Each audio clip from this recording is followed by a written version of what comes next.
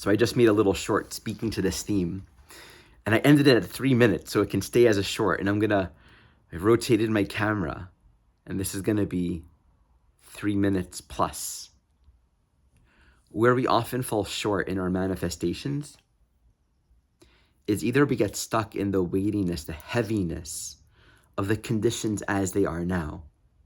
Like, oh, my life is like this, and this is the past that happened, and can't make any change. Well, I'll need more money, or who's out there? This, all the ways in which, reasonably speaking, within the paradigm that we know, it's just hard to see any changes. To be honest, if we're honest with ourselves, most of us fall into this pattern where we interrupt the possibility and the expansiveness of what can be with an over-concentration on what we don't have and why we can't change.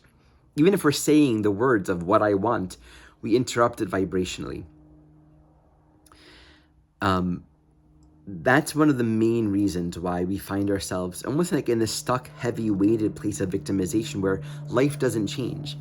There's a deep teaching right now. We can correlate this astrologically to Saturn retrograde in Pisces. It's like really bringing up where the structural reality of our lives might feel heavy and weighted.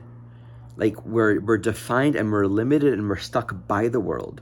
And so we see the conditions of our life as defining ourselves, as opposed to recognizing that the conditions of life are not original, they're not primary, that there's a sort of formless, infinite source of existence, of reality that is so much more powerful than any of the physical conditions that we know. In this eclipse season, moving to this Virgo new moon solar eclipse, as I've spoken recently, this really highlights this significant level of stress, right? It can just feel like we're enslaved by earthly conditions. So right now in my personal life, I'm having this really meaningful exploration. Our family, we're looking for our next home. We need to be out of this home because our land, there's a Ponzi scheme. So we have to leave. Like our whole landlord is bankrupt. They've given us a little extra time, but certainly in the next few weeks, we got to be out of here. So on the level of like the Saturn known dimension of reality, we have Zillow and Craigslist and, where you look. Over here, everything's like super priced. It's just hard to find, But what I'm doing is I'm really looking into my dreams. Like, what do I really want, right? Like not what's out there, but what do I want? And I'm not letting the existing conditions become evidence for, I just got to settle. I'm not putting conditions. This is where we get lost. We put conditions on time. It has to happen by then. It has to look this way. That's like a child putting a condition on their parent. Really, it's like all the things that the child wants, it can happen, but they have to surrender to this path that they really can't have control over. The child will vibrationally get in the way of all the things they want. If they're complaining about not having it, if they're pushing, right? The parent generously wants to give so much, but they have to do it in their wisdom, in their timing, and their knowing. The child doesn't have that wisdom. So there's a story that I'll share. Now, I don't know where this is going to lead, this story that I'm going to share.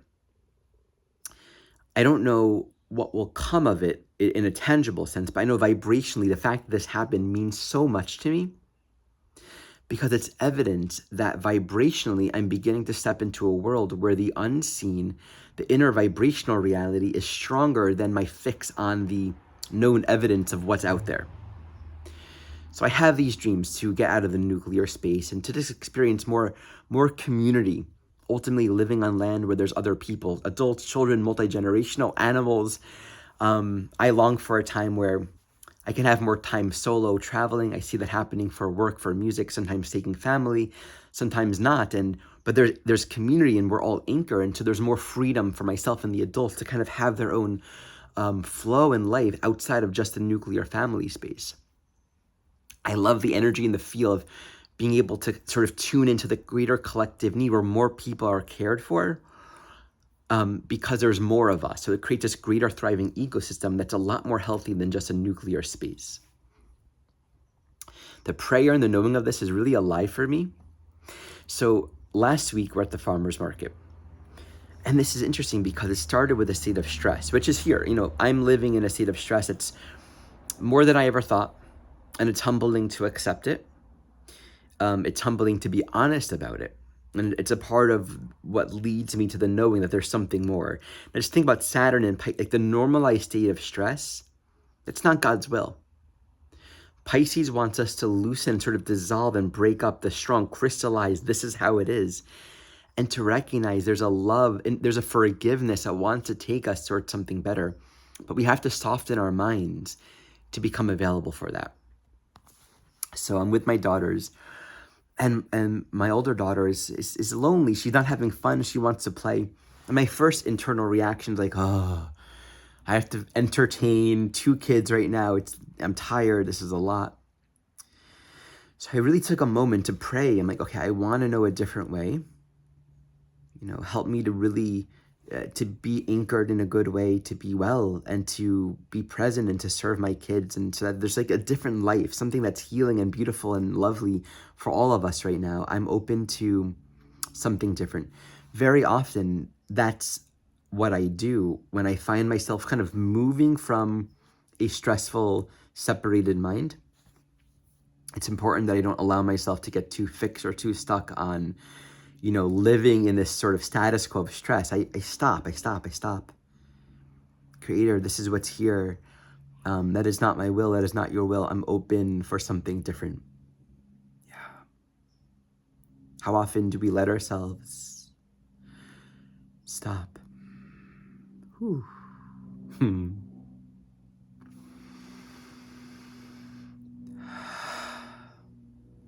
Yeah, there's deep emotion in that. Just like the tenderness of being willing to say, oh, this isn't working. There must be another way. I actually think when 2 or more come together with that prayer, there's a lot of power. Prayer. Oh, it's such a deep prayer. So I share that with you. Okay. So I just tune in and my daughter says, Daddy, I want to play. And I'm like, well, there's no one here. I want to make a new friend. I'm like, okay. Maybe we can meet someone. And I'm just open-minded, right? Like, open-minded. Maybe we can meet someone.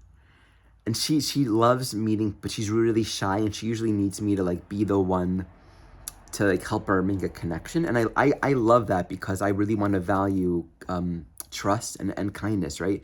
Like, don't be afraid to meet people and to be open and to share and to be vulnerable. And I really want to teach that to my daughter. And she said, yeah, there's a girl over there. Like, she already knew. She like found this girl, slightly older, a year or 2 older. I want to play with her. Like, well, let's ask her. Let's see if she's open to it. So I walked together. Would you like me to ask? Of course, the answer is yes. And I approached that girl.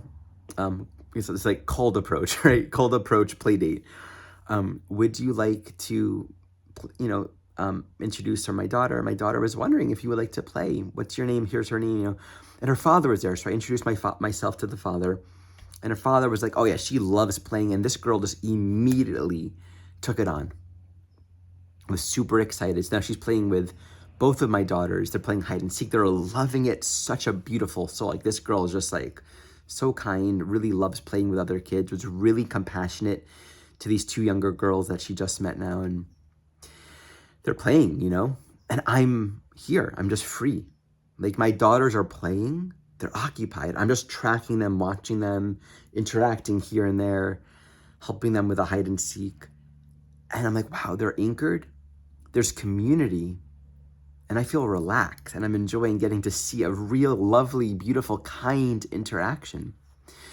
And like an hour later, I'm chatting with the father. And long story short, there's a house next door that would have enough rooms for our family. It's not on the market. But he'll, it's more of a word of mouth thing. So you'd have to speak to the landlords and see if they're open to it. We all got to walk there together afterwards. We haven't seen the house yet. And so I haven't heard back. It may not happen. I don't know if the landlords even want to rent it out right now. So I don't know where that's going to go.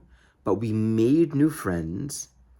And vibrationally, and this is the point, my friends, like vibrationally, it was an experience that resonates with where I'm wanting my life and my family's life to go. This is the point. And we don't want to get so fixed on specific things. specific results, specific directions or experiences or people or circumstances, because we overly materialize the energetic, the vibrational reality of it. I mean, this is like law of attraction stuff 101, but it's real. This is how it works. So Saturn and Pisces, the forms and the structures that can manifest, they're very fluid. Life is incredibly fluid and the possibilities are quite fluid, but we have to come into a vibrational state that is cooperative and harmonious, not interrupted with getting fixed on outcome and all of our interrupting thoughts. So I'm just deeply appreciating where that went. And it proves to me, it's evident, it's an expression to me of where our life is going, wherever that particular circumstance will go. Vibrationally, it says this is in the direction of where our life is going. Transit-wise, some interesting, brain candy for you. Okay, so I have Jupiter on the IC. Literally, like that day, transiting Jupiter was in conjunct my IC on the cusp of my 11th house. I'll translate that for you. 11th house is community. Okay, so Jupiter, opportunity, expansion in the house of community. That makes sense. In conjunct my Jupiter in the 4th house. Of course, Jupiter in the 4th house is the potential and expansive possibilities of home. But the in conjunct, it's like circumstances coming together in a way that the mind can't quite organize. Like that's the essence of the in conjunct. It's like it's peripheral. You can't quite get it, and it happens in a way that you can't quite grab on your own. So it's just a great example of an astrological transit, very Jupiterian, but also coinciding with this, larger Saturn theme of all of our lives, of learning to come into alignment with a more loving, pure, authentic vibration for what is possible, what dreams are possible here in this earth experience. All right. Check out the link below for all the different things that I got going on, including my community membership, first month free, my newsletter. And yeah, thank you all so much for watching.